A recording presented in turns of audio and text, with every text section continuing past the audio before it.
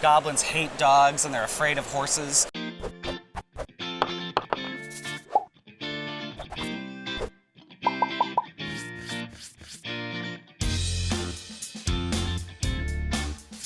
Hello, active players. My name is Richmond, and I am here with my new friend, Erik, publisher of Paizo Publishing for Pathfinder 2nd edition. I'm so excited about this. I am too. It's been great to update the rules after 10 years. Yeah. We debuted it just 4 days ago, or 3 days ago. So tell me about what it's like taking all of the feedback you guys got from the playtest when you launched at Gen Con last year, and then finally we have the new core rule book. What's that journey like? There's sort of the heart aspect of it and the mind aspect of it, right? The heart aspect of it is paying attention to what people have been telling us on the message boards, paying attention to kind of the anecdotal evidence that we see in our own games and things like that. And then the mind part is analyzing the data. We had over 100,000 people give us survey data of really, really deep depth, and we were able to look at lots of different Pathfinder aspects. Fans care a lot. Yeah, and thank goodness they do, because they gave us tons and tons of feedback on the game.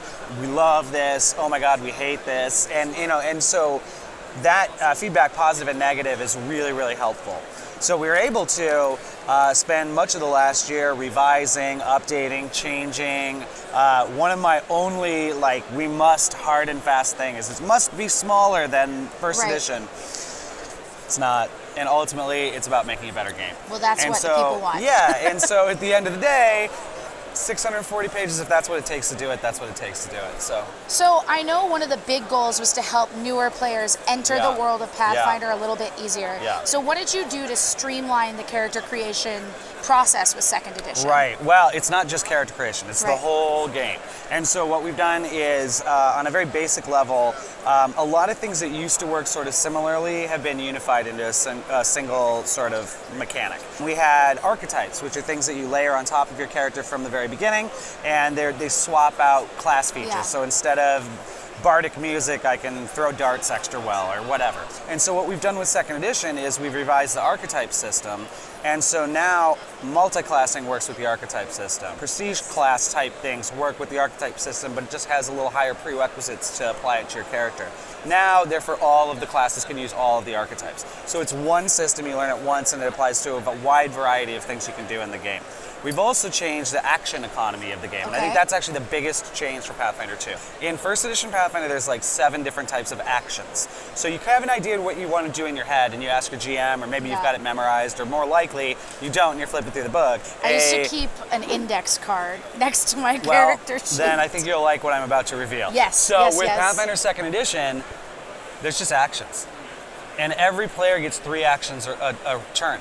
So if you want to walk up to the enemy and attack them twice, you can do that. You want to walk up to the door, open the door, throw a bomb in there, you can do that. So it's all just about empowering what you see in your mind to what's happening on the table. So instead of saying, here's what I want to do, let me think, oh, I can't do that because it's 2 swift actions in one round, and I didn't even remember what swift actions were. So everything is just an action? Everything's an action. But it costs a certain number of action to do different things? Yes, so basically you've got 3 actions. Almost everything's one action. So you move your movement speed, you attack, you do whatever. Fantastic. But there are a couple of special actions that you unlock as you go up in level, or maybe spells that might take 1, 2, or 3 actions. Well, the other thing I think it's important for us to know is what ancestries we're getting. We have 6, right? Well, let's go through them real quick. Okay. You've got human, you've got your dwarf, you've got your elf, you've got your gnome, you've got your goblin, of course. That's new for Pathfinder 2nd edition. People love Pathfinder goblins, so we said, you know what the hell? I want it. Every year at Free. I have the mini, it's ready. Goblins hate dogs and they're afraid of horses. We also, with the new Ancestry system, thing called heritages. So you have your ancestry, you might be an elf. Well, actually, let's look through the book. So first of all, we've got a lot of different graphic design elements in the book now, so at a glance, a new player can kind of look and understand what the difference between a cleric and a rogue and some of these different ancestries. Okay, so here's a dwarf.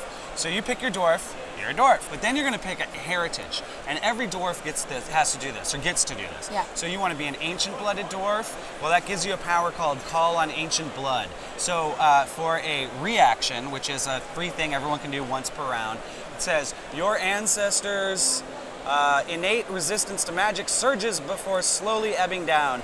You gain a +1 circumstance bonus to the triggering saving throw and until the end of this turn. So you basically get a little bonus to magic saving throws. You can pick the Death Warden dwarf, who has his special powers. The Forge dwarf, who's got his special powers. Yeah. And so you can have a party in Pathfinder 2 of 5 dwarves. And they fundamentally, all feel they're all unique. different and unique. And so that's a big part of how we customize the ancestries. Right. Your background's more like a one thing. Are you a barkeep? Were you a scholar? Were you a ship captain? Before you became an adventurer. That gives you some more skills, some knowledge, helps inform your stats. So you're not rolling for stats. All these decisions are giving you your stats. What you're starting. Right. It's about having the freedom to make the character you want. The game's 640 pages. I don't know the whole game, right? It's a reference book. You're meant to look it up, and you learn as you go. Yeah. And so when you hit that intimidation point, the first time you play, the second time you play, we think it's harder to kind of continue to play. And we want to grow the hobby. We want to make everyone see themselves in our game, have a seat at the table. So that's really been part of it. Awesome. Well, let me ask you, as a kind of last question. Okay. When you want to start playing 2nd edition, do you need both of these books or just the core rule book? If you are a player, you only need this book. Running the game is monsters. This book, the Bestiary, has got about 400 different monsters in it.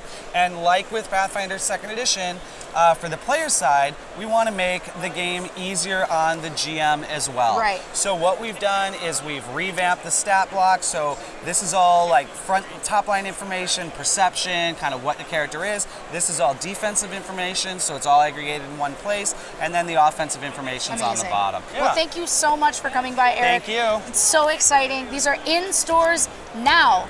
See you guys later. Bye. Bye.